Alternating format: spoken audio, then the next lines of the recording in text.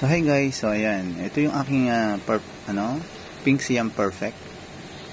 So medyo nagduda na ako kasi medyo lumit na yung dahon niya.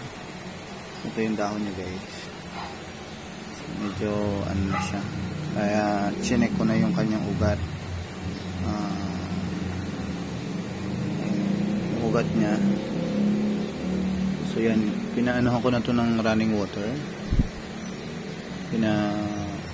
Ano ko na sa running water para tanggal yung mga niya, lupa-lupa.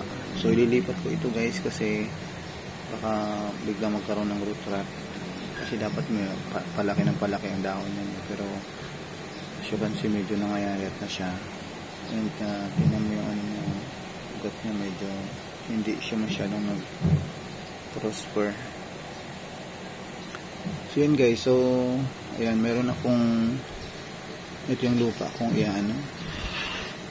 Anyway, yung pala nito ay sa waters, yung tubig niya maano kasi ito guys na maganda dahil kami nga pa naglagay ng pecha dyan na talagang lanta, mga ilang minutes lang magkakaroon na, sisigla na agad siya. So ito yung bago kong potting mix kapon ko ginawa. Yan, ito ay made of, ayan, karaniwan guys 70% ang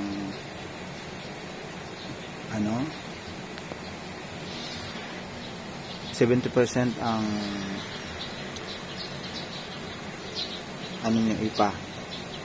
And then meron ako nilalagay dito na egg. Marami kaming eggshell kasi naglo-low carb na kami, so araw-araw nagluluto ako ng 5 itlog para kainin namin. And ayan, so meron po itong fish amino acid. Ayan, so ang fish amino acid guys ay galing siya sa isda, yung mga laman loob ng isda, yung mga yung hasang yung tinatawag. So yan, dyan natin kinukuha yung fish amino acid natin. Actually meron akong dito. So ito siya guys. So ito ay made of ito, yun nga, yung hasang, yung mga laman loob ng isda.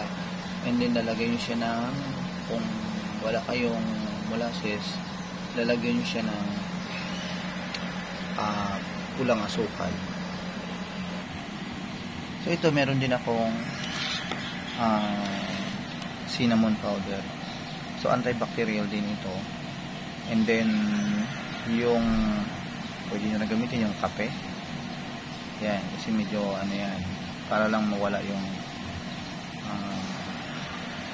mga dito sa lupa nyo or sa potting mix nyo para hindi siya kapitan ng mikrobyo.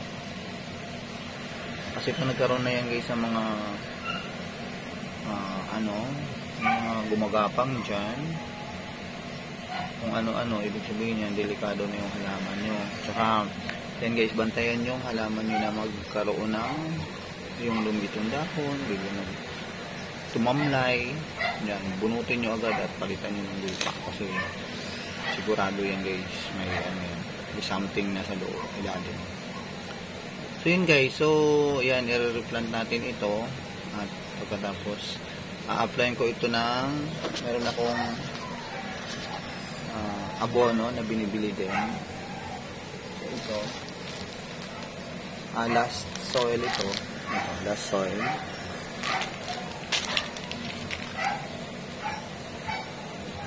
So ito ay galing pa ng Mindanao.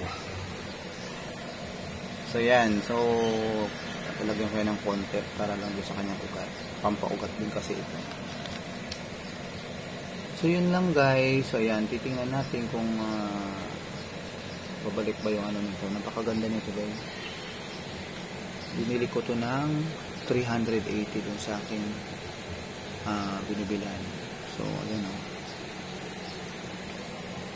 Yun lamang guys. Ayan, maraming po salamat. Huwag po kalimutan i-like at i-subscribe ang aking YouTube channel, pati yung aking Facebook.